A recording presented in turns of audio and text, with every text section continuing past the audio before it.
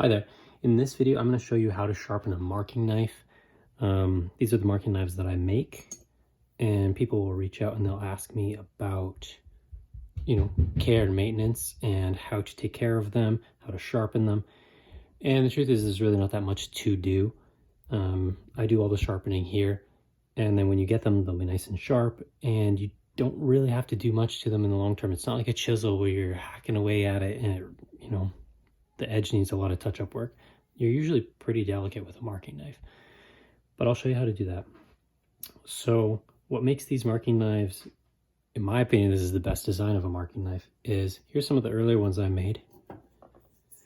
And they still have a flat back. And the reason they have a flat back, all marking knives have a flat back, is so that when you put your straight edge down, the flat part will ride against the edge and leave your line exactly where you want it to.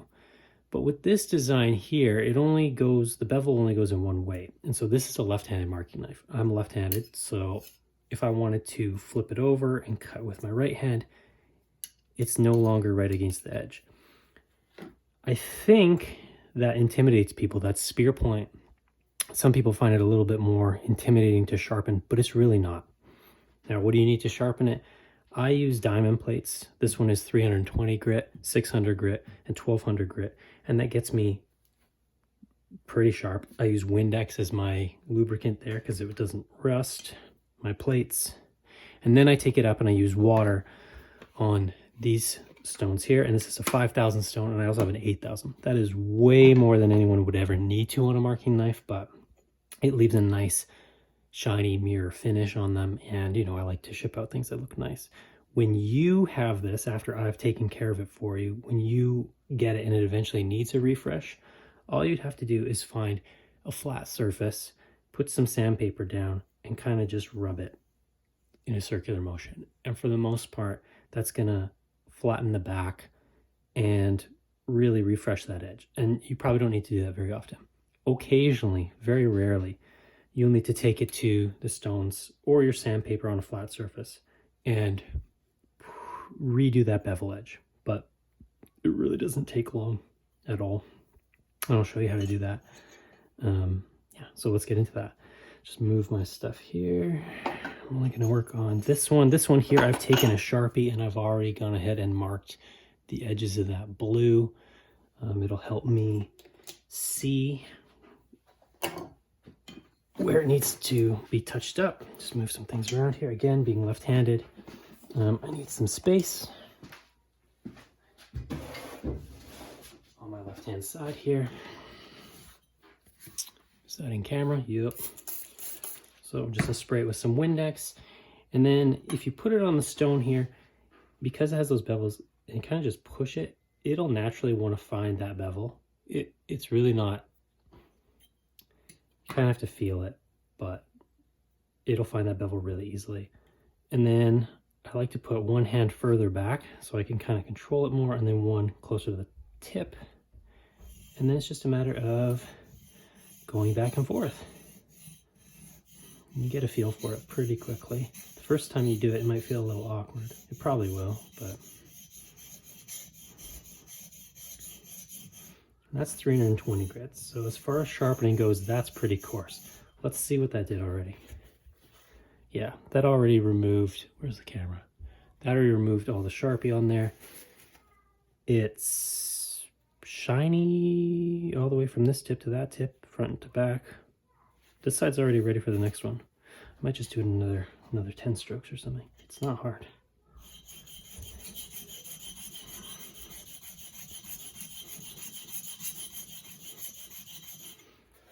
Get a little bit more precise as I go up in grits. Yeah, I can already feel, I run my finger on the back. I can feel ever so slightly a little teeny burr forming on the back. That's all I need. Moving on to this side. This side, I'm gonna hold it more like this. That works too.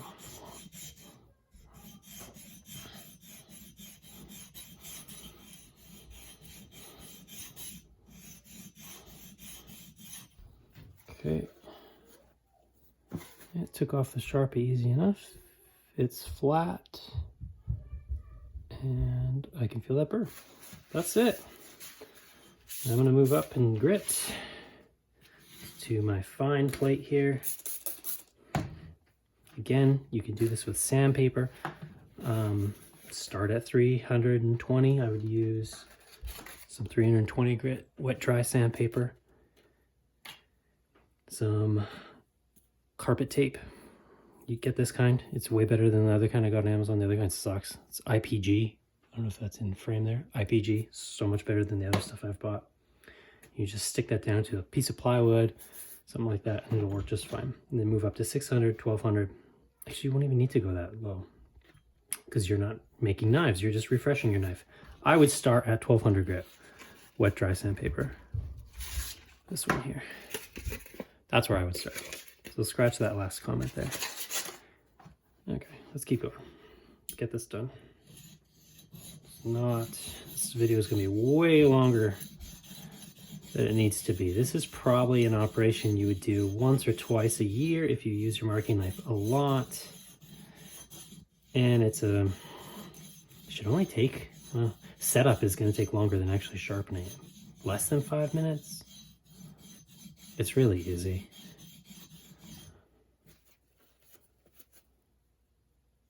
Yep, feel that burr. It's nice and smooth, nice and shiny. What's that on the end there? Just sawdust or something?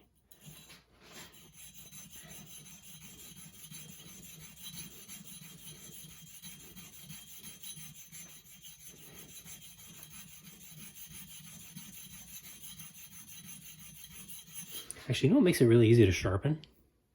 Those finger indents. And those finger indents are for when you're marking the wood. You can put down as much pressure as you need, but that actually makes it really easy to sharpen too. You can kind of just one-hand it. Kind of just put it like that. Anyway, that side's done too. I can feel it. It's good. Let's go up to 1200 grit. This is the diamond plate. This is the extra fine. Ooh. There we go. That Windex smell.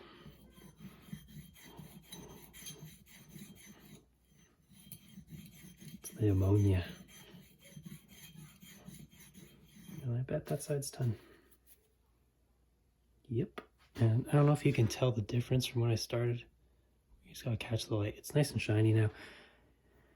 I'll do this side.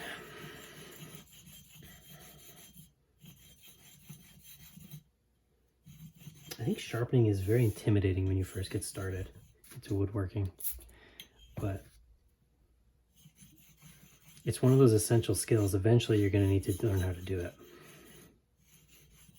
And then you do it, and you're kind of like, why was I so worried about this the whole time? There you go. Yep. Good. I like the burr on the other side better. I'm going to do this one a little bit more.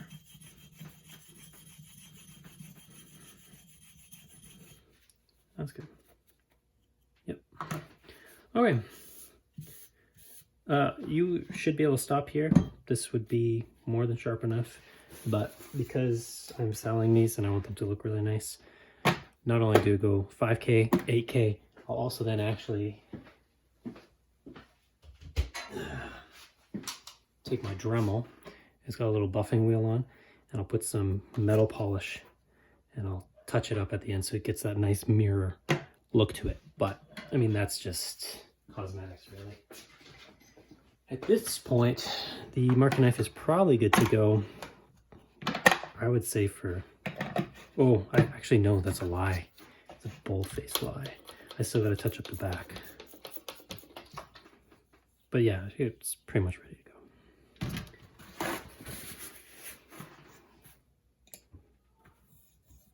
There we go. I can feel, I love the way it drags on these stones. These stones give you more feedback than the diamond stones do.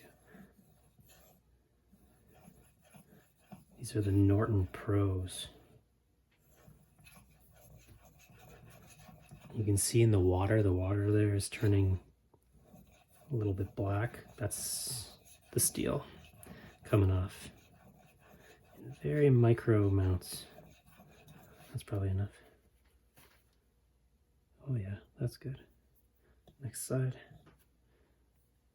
Gotta hold it this way with this hand.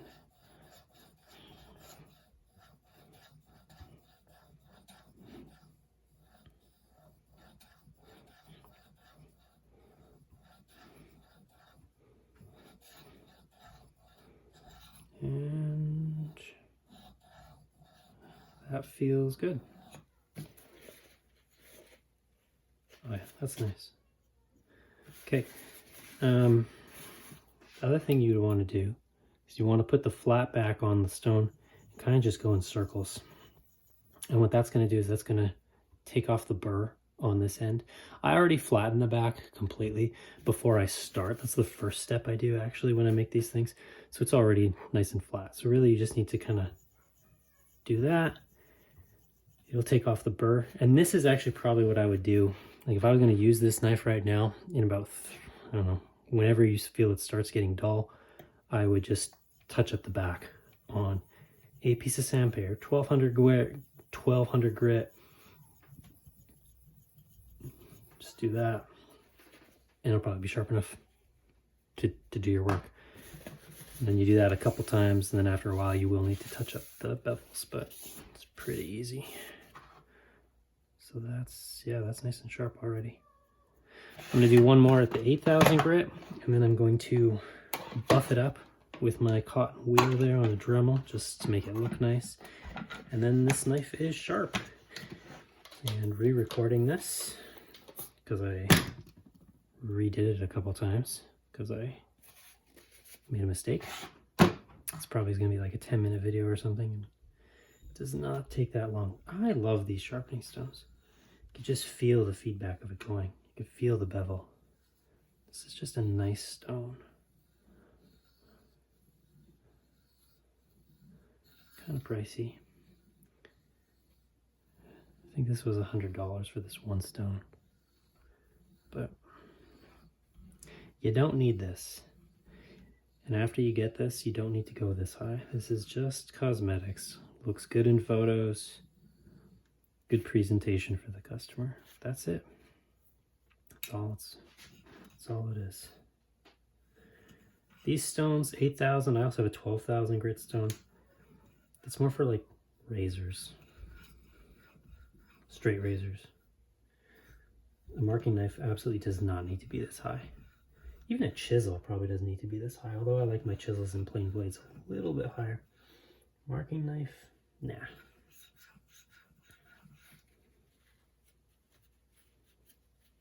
That's it. Take off any burr on there.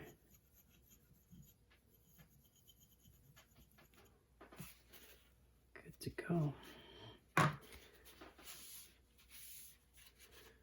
just going to polish it up. See if I can get a close-up of that on camera. And that's it. That's the video.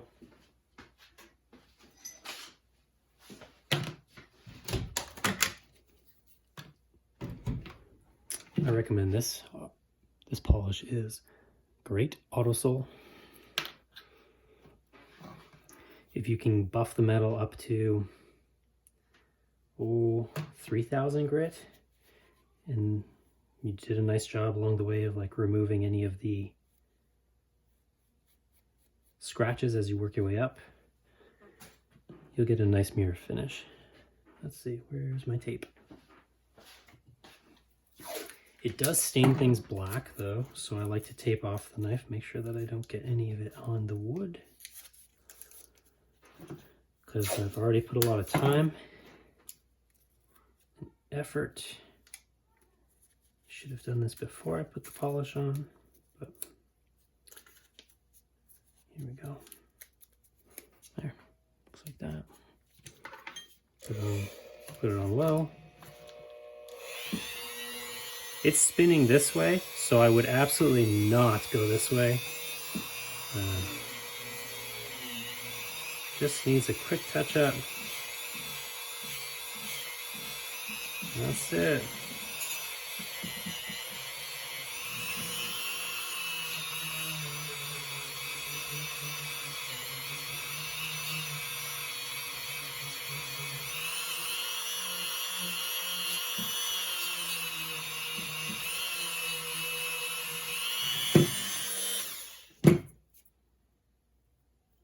some polish.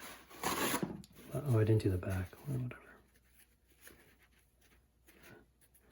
And you can see there, hopefully, nice mirror finish. Very sharp. That's it. That's the video. Hope that helps.